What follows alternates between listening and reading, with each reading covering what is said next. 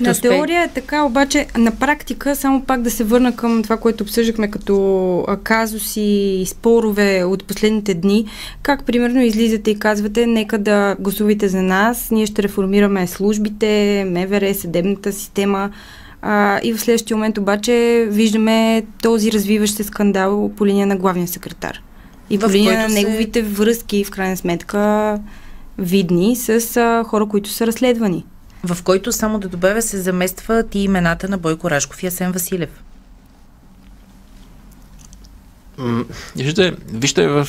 Сложна е ситуацията. Затова... Политиката като цяло не е изпъстрена с лесни ситуации, но да, сложна ситуация, но...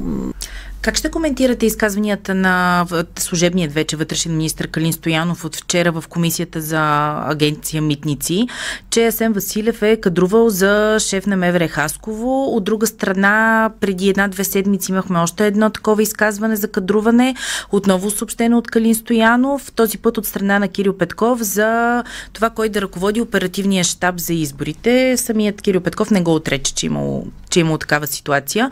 Струва ли ви се, че подобни действия не отговарят на принципите, по които обявява Продължаваме промяната, че ще действа? Има вече предварително, т.е. социологически проучвания за нагласите към този момент и те дават вече сериозна преднина на ГЕРБ, 7-8% разлика с вас, спад за вас. Тоест, ето, ако приемем тази конфигурация за валидна, това база ли е за сядане на масата на преговори? Не мога от сега да кажа, защото сега, при тази конфигурация